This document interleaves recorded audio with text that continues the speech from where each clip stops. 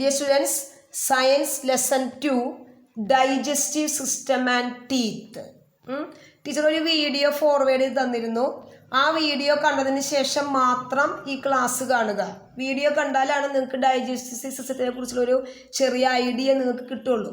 അപ്പോൾ അതുകൊണ്ട് ആ വീഡിയോ കണ്ടതിന് ശേഷം മാത്രം ഈ ക്ലാസ് കണ്ടാൽ മതി. ഡൈജസ്റ്റീവ് സിസ്റ്റം, അതായത് നമ്മൾ എല്ലാവരും ഫുഡ് കഴിക്കുന്നവരാണ് അല്ലേ. ഫുഡ് കഴിക്കാതെ നമുക്ക് ജീവിക്കാൻ പറ്റില്ല. അപ്പോൾ നമ്മൾ എന്തിനാണ് ഫുഡ് കഴിക്കുന്നത്?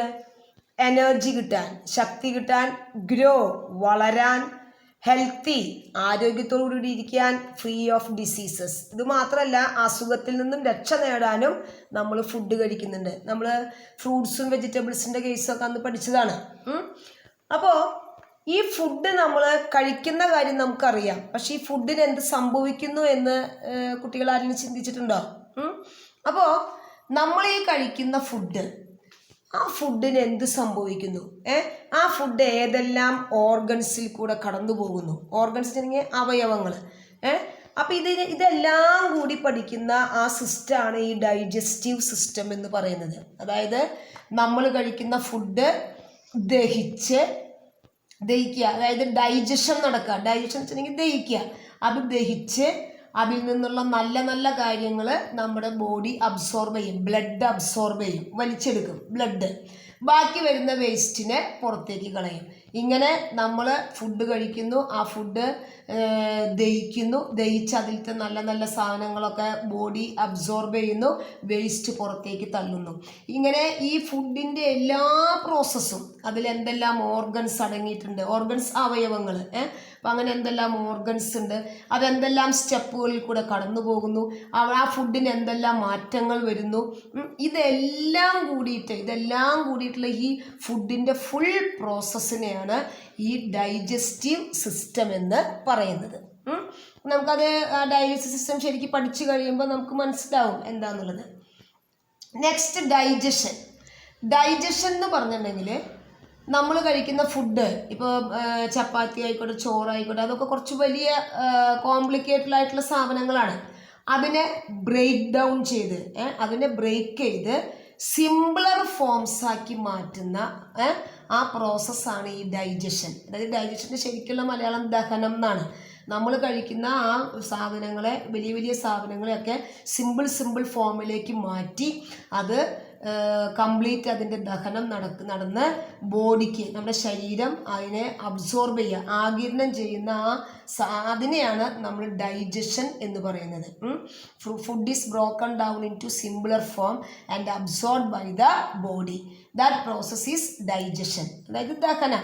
ഇത്രയും നിങ്ങൾ മനസ്സിലാക്കിയാൽ മതി. നമ്മൾ കഴിക്കുന്ന ഫുഡ്, പിന്നെ ആ വലിയ വലിയ ഫുഡുകൾ സിമ്പിളായിട്ടുള്ള ഫോമായിട്ട് അതിനെ തീർത്ത് അത് ദഹിപ്പിക്കണമെങ്കിൽ കുറച്ച് ജ്യൂസുകളൊക്കെ, ഡൈജസ്റ്റീവ് ജ്യൂസുകളൊക്കെ അതിൻ്റെ കൂടെ ആഡ് ചെയ്യണം. അതൊക്കെ നമ്മൾ പഠിക്കുന്നുണ്ട്.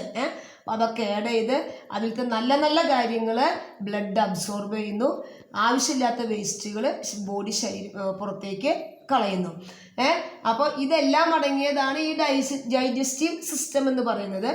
അതിൽ ആ ഫുഡ് ദഹിക്കുന്ന ആ പ്രോസസ്സിനാണ് ഡൈജഷൻ എന്ന് പറയുന്നത്. ഇനി ഈ ഫുഡിൻ്റെ പ്രോസസ്സിൽ എന്തെല്ലാം അടങ്ങിയിരിക്കുന്നു, ഏതെല്ലാം ഓർഗൻസ് അടങ്ങിയിരിക്കുന്നു, ഏതെല്ലാം അവയവങ്ങൾ അടങ്ങിയിരിക്കുന്നു? First one, mouth. മൗത്തിൽ കൂടെയാണ് നമ്മൾ ഫുഡ് എടുക്കുക. അപ്പോൾ മൗത്തിൻ്റെ ഉള്ളിൽ ടീത്ത് ഉണ്ട്, ടങ് ഉണ്ട്. അതൊക്കെ ഈ ഫുഡിൻ്റെ പ്രോസസ്സിങ്ങിന് സഹായിക്കുന്ന ഓർഗൻസാണ്. അപ്പോൾ ഫസ്റ്റ് മൗത്ത്. ആ മൗത്തിൽ ഫുഡ് നമ്മൾ ചവച്ചരച്ചതിന് ശേഷം അത് നമ്മൾ തൊണ്ടയെ കൂടെ വിഴുങ്ങും. അതാണ് ഫുഡ് പൈപ്പ്. മൗത്തിൽ നിന്നുണ്ടാകുന്ന ഫുഡിനെ നമ്മൾ ചവച്ചരച്ച് അതിനെ വിഴുങ്ങി അത് വയറിലേക്ക് എത്തുന്നത് ഒരു പൈപ്പിൽ കൂടിയാണ്. ആ പൈപ്പാണ് ഈ ഫുഡ് പൈപ്പ്. ഇനി ലിവർ എന്ന് പറയുന്ന ഒരു ഓർഗൻ ഉണ്ട്. അതിനും ഉണ്ട് ഈ ഡൈജഷനിലെ ഒരു റോളുണ്ട്. അത് നമുക്ക് പിന്നെ പഠിക്കാം. അപ്പോൾ മൗത്ത്, ഫുഡ് പൈപ്പ്, ആദ്യം നമുക്ക് ഓർഗൻസ് ഏതൊക്കെയാണെന്ന് പഠിക്കാം. ഈ ഡൈജഷനിൽ മൗത്ത്, ഫുഡ് പൈപ്പ്, ലിവർ. അത് കഴിഞ്ഞിട്ട് ഈ ഫുഡ് പൈപ്പിൽ നിന്ന്, അപ്പോൾ മൗത്തിൽ നന്നായി ചവച്ചരയ്ക്കുന്നു, എന്നിട്ട് അത് ആ പൈപ്പ് പോലുള്ള കുഴലിൽ കൂടെ, ആ കുഴലാണ് ഫുഡ് പൈപ്പ്. ആ കുഴലിൽ നിന്ന് അത് സ്റ്റൊമക്ക്, വയറിലേക്ക് എത്തുന്നു, സാക്ക് പോലത്തെ സ്റ്റൊമക്കിലേക്ക് എത്തുന്നു. അവിടെ നിന്നും അത് സ്മോൾ ഇൻറ്റസ്റ്റൈൻ എന്ന് പറയുന്ന നമ്മുടെ കുടൽ, ചെറിയ കുടലിലേക്ക് കടക്കുന്നു.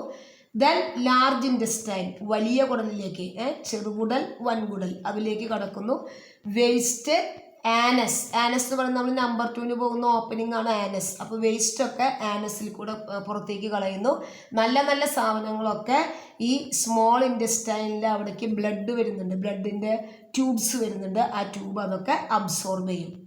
അപ്പോൾ ഇത്രയും ഓർഗൻസ് ആണ് ഡൈജസ്റ്റീവ് സിസ്റ്റത്തിൽ ഉൾപ്പെട്ടിട്ടുള്ള ഓർഗൻസ് ആണ് mouth, food pipe, liver, stomach, small intestine, large intestine, Anas. ഇത്രയും ഭാഗങ്ങൾ.